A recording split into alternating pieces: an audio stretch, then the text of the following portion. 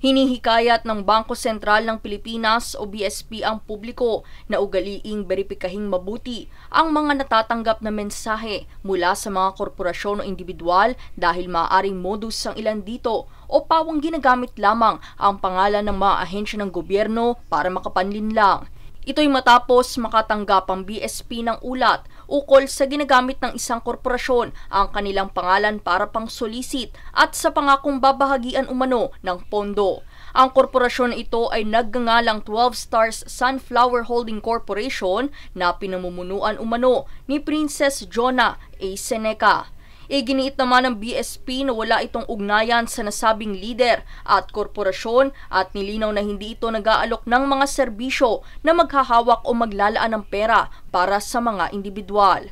Payo ng BSP, huwag magpadala ng pera sa mga hindi beripikadong account at huwag makipagtransaksyon sa mga hindi lehitimong korporasyon o individual na kadalasang ginagamit ang pangalan o imahe ng kagawaran.